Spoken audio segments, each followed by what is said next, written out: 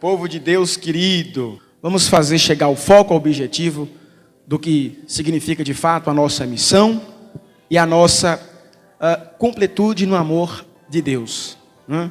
E nós, seguidores de Jesus Cristo, assim alcançamos de fato e buscamos alcançar, pelo menos na minha humilde opinião, como diz anteriormente, a glória. Quando eu recebi o convite do padre, eu falei: padre, eu vou falar algumas coisas que está um pouco na minha caminhada, na minha curta caminhada e humilde experiência científica, ou seja, quando a gente estuda mais ou menos um pouquinho, assim, humildemente, né?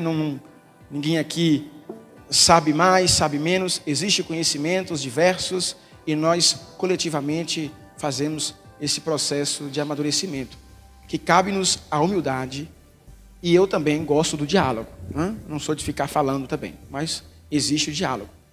E eu falaria sobre criatividade, espiritualidade e o processo de virtualização.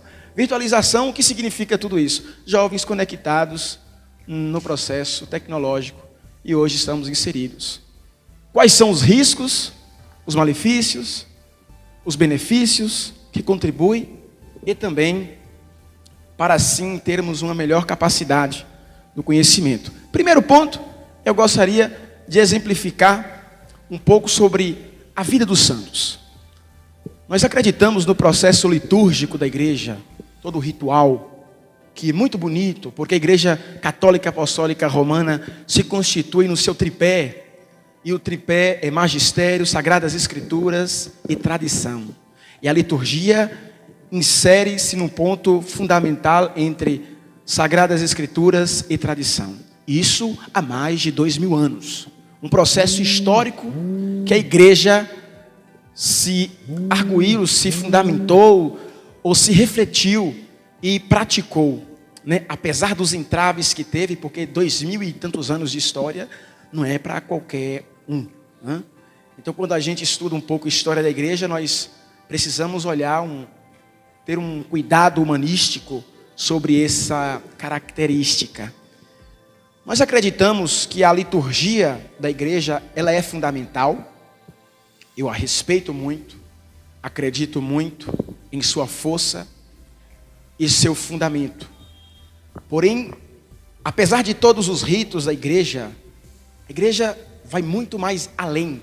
Temos todos os benefícios, temos todos os processos espirituais que contribuem. Mas ela vai muito mais além, porque o que se passa na vida da igreja é a vida dos santos. A pedra basilar da nossa igreja está inserida em todo o processo histórico, ou seja, toda a experiência praticada à luz do Evangelho de Jesus Cristo, e que os santos, assim, por um aspecto que se aparece a todos nós, que eu poderia dizer então, fenômeno, o que aparece, um movimento misterioso, aquilo que a nossa razão não consegue explicar, mas pratica e fazem grandes proezas, a vida dos santos.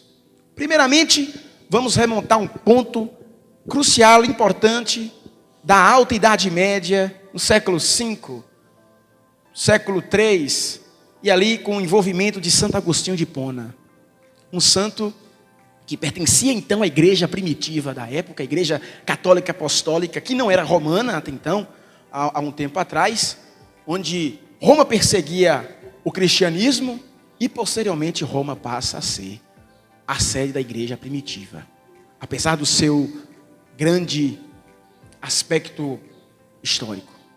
E isso, a Cidade de Deus, do livro de Santo Agostinho de Hipona, um livro filosófico, vamos ter a capacidade do amor, o conhecimento, o que se expressa a nossa razão, a nossa capacidade de amar, como Santo Agostinho colocava, mirava-se a mão para o coração. Mas é claro que o que pensa é a razão, o que pensa é a capacidade de nosso intelecto, de nossa inteligência. E através disso conseguimos entender alguma coisa, que posteriormente eu irei falar por que eu falo da criatividade. O que é ser criativo? O que os santos foram criativos? Depois eu falarei da virtualização, que é um tema muito oportuno. Então, Santo Agostinho de Hipona, ele diz uma palavra expressiva em latim. Ista controversias in cor de mio et ipsum adversus de mi ipsum. Esta controvérsia que existe em meu coração é de mim mesmo contra mim mesmo. O que ele quis dizer com isso? Filosoficamente, vamos fazer uma interpretação nesse sentido. E ele resgata as especulações filosóficas no livro de Gênesis. Todo mundo sabe o que se expressa no livro de Gênesis, né? A criação, a ideia do criacionismo, a ideia teológica de que Deus criou o mundo, seja lá por 7 dias e tudo mais. Não vou aqui exemplificar fato por fato. Mas ele quis se atentar a uma questão fundamental e que isso a sociedade perde-se muito, que é a soberba humana, o ego, que Freud posteriormente iria dizer o ego de Narciso.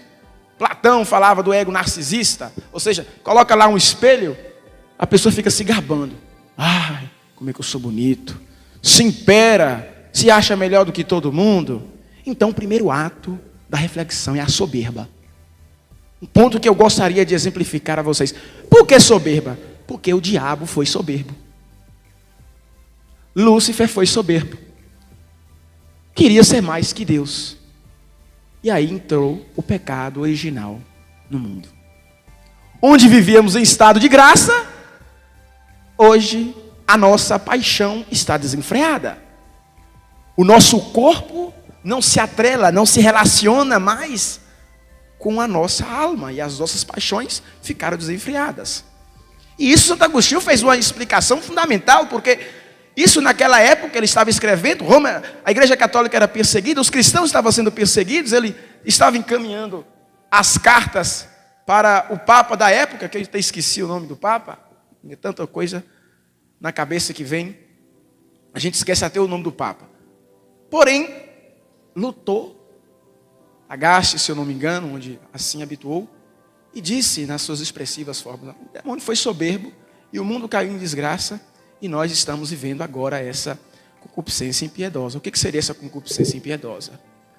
Seria esse malefício humano, essa prática insórdida, esse é tudo querendo ser mais do que o outro, é pessoas passando por cima de todo mundo, cresce aos solavancos, é desigualdade social aumentando, é concentração de renda a todo momento, e onde a vida não faz mais sentido, quanto mais a capacidade de pisar em cima das pessoas, é o que as pessoas, em alguns aspectos, fazem, quando tem essa oportunidade. Então isso é soberba.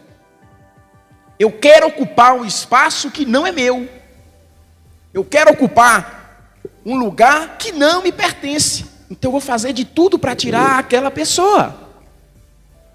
Seja lá, o padre está aqui, um exemplo, viu, padre?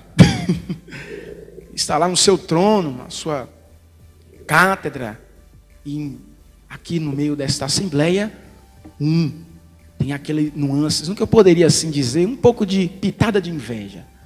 Aí eu falo, eu vou ocupar o lugar daquele cara lá. Eu vou ocupar o lugar daquele bispo lá. A soberba começa aí. No cargo político, eu quero ocupar o cargo do prefeito e faz de tudo nesse sentido, no que eu poderia dizer, até mata, faz todo o processo. No cargo de reinado, da mesma forma, eu quero ocupar, como muitas histórias, seja do tempo antigo, dos reinados, as pessoas matavam pela sede de poder, porque o poder se exerce sobre nós, que somos corpos humanos, e que pensamos, e que evidentemente costuma-se, acima de tudo, exercer força sobre outro corpo, sobre outro humano. Então precisamos ter a reflexão, a autonomia do conhecimento para o bem, para o uso do bem. E aí aponto na filosofia aristotélica, é um princípio de teleologia. O que é teleologia? Princípio e finalidade. Eu tenho um ato, eu tenho uma execução, eu tenho uma prática de fazer o bem, o sumo bem. Seja o homem expressivo pela vida virtuosa, pela vida habitual que se tenha, pelo amor expressivo de relação com o irmão, mas alcançando-se de fato a felicidade. É um outro fundamento que é eudaimonia. Daimos. Finalidade nesse princípio da felicidade, que é o que buscamos alcançar. Isso Aristóteles. E nesse processo, além de um grande estudioso, porque um grande filósofo, um grande biólogo, um grande físico, fundamentou essa esfera. Então nós somos compostos por essa perspectiva de matéria, forma, eficiência e final. E aí estamos gerados. Forma é toda a constituição de que nós estamos aqui criados. A forma, a eficiência está na razão, a explicação de tudo isso, de como se formou. E a matéria e movimento é o que somos, é o que constituímos até os dias de hoje. No sentido antropológico da coisa, que não se emite um juízo. O que é antropologia? O estudo sobre o homem, o estudo sobre a humanidade e todo o seu envolvimento da sociedade até os dias de hoje. E aí olhamos para essa estrutura que vivemos, as instituições que estamos vivendo. O que são instituições? Vocês estão compreendendo, gente? Se não compreender, eu explico. Não entendi, estou aqui à disposição para isso. Eu também não sei mais não, estamos aqui para ajudar. Então, falando de Agostinho de Hipona, de Aristóteles, e depois eu explicarei um pouco em São Tomás de Aquino, são essas expressões no que eu poderia dizer então, sobre essa forma de criação do mundo. E voltando a uma perspectiva sobre a criação do mundo, não sei se Deus criou o mundo em 7 dias, porque Deus não foi bruxo, ou como diz o Papa Francisco, na Academia Pontifícia de Ciências do Vaticano, não podemos considerar assim Deus como um mago que cria tudo num piscar de olho e varinhas de condões, como há muito fundamentalismo religioso. E o que seria esse fundamentalismo religioso? Bom, eu pego a Bíblia, parece que tem gente que acredita que a Bíblia caiu de paraquedas e ficou debaixo do braço do cristão, na prática. Além da moral que a Bíblia exerce, é um livro de estudo e conhecimento. E precisamos estudar as Sagradas Escrituras e coisas mais além. Porque não dá para colocar a história do mundo em um livro. Apesar que contém toda uma capacidade ilustrativa, antiga, escrita na mão humana, inspirados por Deus. E através disso, é claro, chegamos até os dias de hoje. E no que se expressa tudo isso? É porque, volto, a soberba é o mal que impera a sociedade. E infelizmente encontramos em todos os atos. Às vezes eu sou soberbo e é preciso fazer um processo de autocrítica em mim mesmo. De se achar, às vezes as pessoas se acham melhores do que todo mundo, porque isso é um processo que eu vou, porque tudo passa, tudo é efêmero, tudo é vaidade. No piscar de olho, a vida já se foi. E acreditamos nesse processo de relação e o amor, fraternalmente falando, na esfera da grandiosidade de Cristo. Porque Cristo não foi soberbo. E se assim Ele humilhou, padecido sobre nossas injúrias, da mesma forma, devemos 1%, se não conseguirmos seguir o grandioso modelo ideal, mas pelo menos encaminhamos a nossa vida a Ele. E nessa perspectiva de vida, acreditamos que o joio com o trigo está atrelado. E a colheita, posteriormente, depois será ceifada. Isso é soberbo. Isso é a controvérsia do nosso coração. Isso é o espírito, a alma. Ou seja, a alma é a parte capaz de receber o espírito que é o amor de Deus. O que gera vida à forma. Assim acredito nessa teoria. A matéria, a eficiência, a finalidade e a causa de tudo isso. Acredito num motor. Que aí eu já volto lá na filosofia tomasiana, na filosofia de Tomás de Aquino, onde ele coloca motor ininteligível, porque ele estudou lá, gente, com Aristóteles. Não que ele viveu com Aristóteles, né? Mas estudou os livros de Aristóteles, que é chamado um livro que vai além de uma perspectiva de física, que é chamada metafísica. E a forma, a matéria foi gerada por uma causa. E assim acredito, por esse motor inteligível, propulsor que causa o movimento a nós, seres humanos, que nos gerou a vida. Que além da forma, isso explicando o modelo cientificamente e também explicando o modelo criacional, espiritual em Deus. Porque acredito, e é assim que vocês também acreditam, amém? É por essa perspectiva que entendemos a origem do mundo. No processo criacional das coisas, e onde a ciência estabelece, a ciência se fundamenta aqui, foi formada para fomentar a aptidão do cristianismo, fomentar desejo e vontade, capacidade daquilo e o gosto aguçado pelo conhecimento. Eu quero conhecer, eu quero entender sobre as coisas da vida. E por isso aqui estamos. E por isso aqui compreendemos. E suscita em nós, abre-nos as esperanças do amor e da capacidade de pensar, a cabeça. Como diz novamente o intelecto. O que é intelecto? Está lá, dentro da nossa capacidade da memória, lá, não se identifica, se for fazer uma neuroimagem, não se identifica onde está o intelecto. Mas é um ponto onde compreendemos a ação racional do homem. O homem no sentido antropológico. Claro que eu não estou aqui fazendo nenhum processo de exclusão das mulheres, jamais. Mas é no sentido antropológico da coisa. A sociedade humana, nesse sentido. Né? Poderia assim até dizendo. E por aí vamos avançando. Então, já que eu falei todo o processo da vida dos santos, coloquei um pouco ali, e se me falta alguma coisa, posteriormente as pessoas irão me corrigir nesse fato, porque são muitas coisas na cabeça, né, para se falar e expressar, mas vamos pedindo a Deus o discernimento, o entendimento e a compreensão. E o uso que eu afirmo agora em um ponto fundamental na vida de nós é a criatividade. É um ponto fundamental, expressivo, que impera em nossas vidas. O que é criar?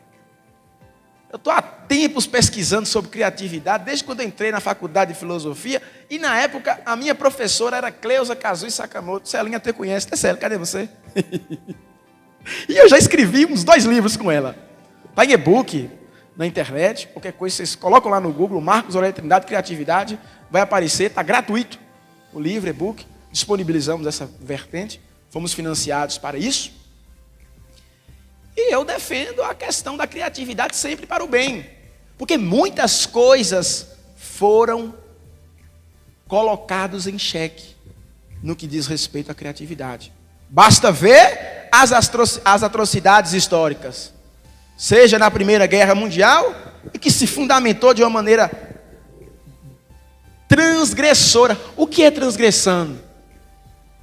É um mal de toda a conduta humana, onde ele causa uma ruptura na relação com o outro humano. Ele não liga mais com o outro humano. Ele faz de tudo para adquirir o poder e a soberba. Tudo. É um ato obscuro da vida humana. Negro, escuro no sentido que eu poderia dizer maléfico, diabólico.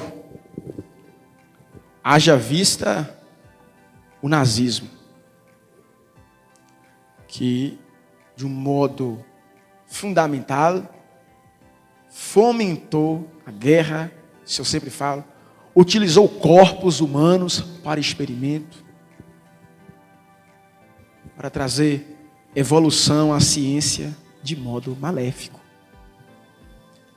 Como o passado desse triste homem, vocês já o veem. Então é nessa perspectiva que devemos estar atentos ao processo de criatividade. Devemos criar, transformar a sociedade e mudar a realidade de mundo onde estamos inseridos pelo amor.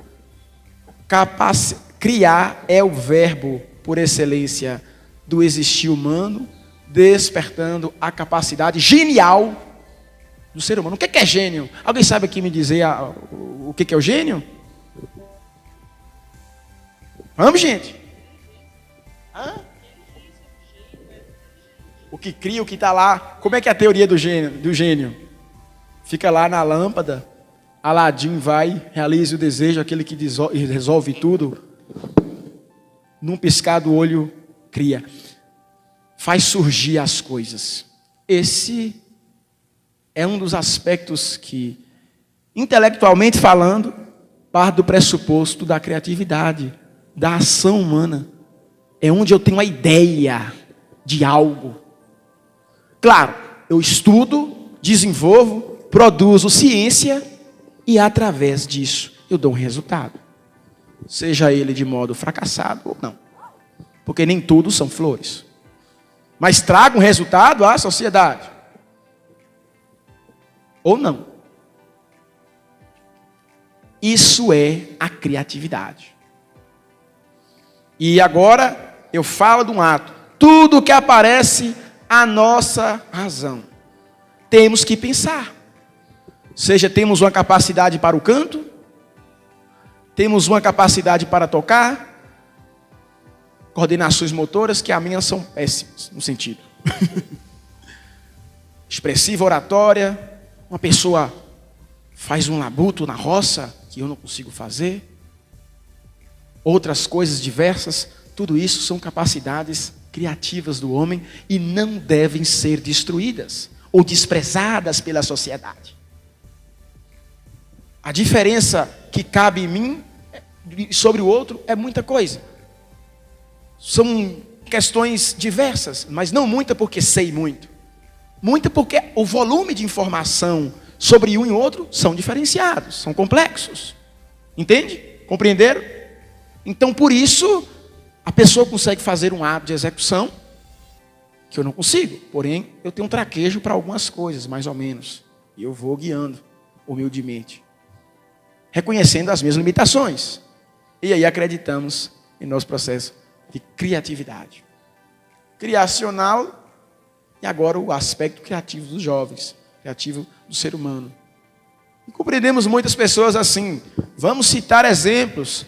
Neil Bohr, Max Planck, a teoria da relatividade, Albert Einstein, Marcelo Guglielmi, o criador da teoria do Big Bang, um padre, Lamaitre, onde desenvolveu essa perspectiva física e levou, ele fazia parte da Pontifícia Academia de Ciências do Vaticano na época, e encaminhou essa teoria do Big Bang, a explosão de tudo, forma, essa teoria do universo, e aí enviou ao Papa Pio XII na época.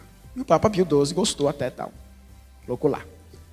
Então essas são capacidades de criar. Não somente em aspectos também, como eu citei aqui, intelectuais. Fica lá no pedestal e fica falando, aquela pessoa sabe. Não, mas nas pequenas coisas, na singeleza, na pureza, na humanidade e na humildade. O que é simples não é fácil de ser praticado. E muito de nós falamos uma coisa simples, mas para nós filósofos, simples não é fácil. E somos de modo habitual falar que simples é coisa fácil. Cada gota que cai de chuva é simples, porque observamos. Mas vai estudar a forma de tudo aquilo. É composto. Então simples não é fácil. Cada lágrima que cai no nosso rosto é simples, porque somos habituados a viver com isso. Por isso falamos, é simples, mas não é fácil. Então vamos diferenciar a facilidade para a simplicidade. como Tomás de Aquino dizia. Então nós somos revestidos dessa essência humana, que esse ser, toda essa conduta nossa, esse ato que vivemos, e que também somos revestidos de toda essa simplicidade, no sentido em que eu entendo o processo composto. Porque para mim chegar a um determinado conhecimento, eu preciso fazer o quê? Eu preciso de modo gradual, de modo devagar, para mim chegar às verdades mais profundas do conhecimento. Quando eu estava lá estudando filosofia, eu gostava de fazer leitura dinâmica. Quando eu me deparei com textos difíceis, porque são muito difíceis mesmo na filosofia, eu chorava até, falando, está me chamando de burro, porque eu não estou entendendo o texto. Tem que ter a humildade de compreender um sentimento que um próprio autor ou que a outra pessoa disse. E se dá através da simplicidade. Humildade é ser simples? Concorda ou não concorda? Concorda? Mas não é fácil adquirir a humildade. Entende? Não é fácil. É complexo. Por isso é simples. Porque estamos habituados a falar sempre. Mas não é simples. Exige uma capacidade e dificuldade. Mas através da luz de Cristo e do amor, somos capazes de entender esse pressuposto. E falando de um aspecto teológico, agora, não vou nem fazer aqui uma interpretação, seja acadêmica, porque não é meu forte, e também não é nosso forte nessa perspectiva, nosso processo é dialógico. E depois eu vou fazer pergunta a vocês, eu quero que vocês falem também. Porque eu estou falando, e quando eu falo, eu fico igual tagarela, eu me sinto assim, se vocês não interagirem comigo. Posso ir? Posso caminhar um pouco, falar? Estão gostando? Estão cansando ou não? Então vou falar.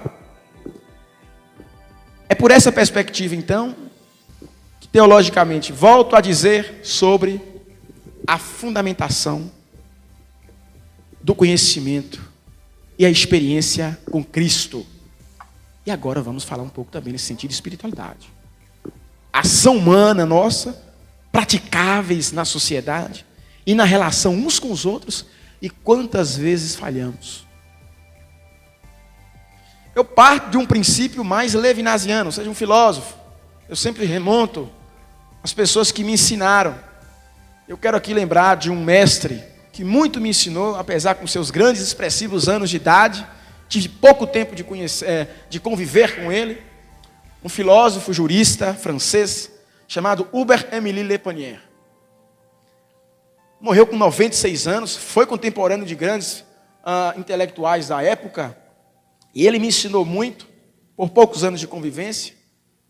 E eu um tempo debatendo com ele, falando filosofia na época de Levinas, um filósofo lituano.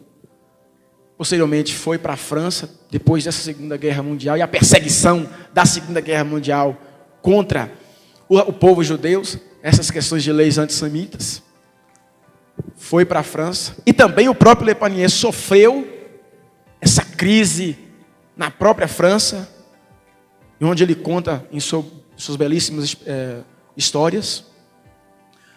E ele falava assim, num consentimento que eu posso entender de Levinas, que é o filósofo da existência, não do existencialismo, mas ele colocava um filósofo da existência, ou seja, a ética do ser humano é todo ato, é todo comportamento, é toda conduta, mas a ética evoca a virtude humana. Porque meramente nós precisamos ser muito educados, dóceis.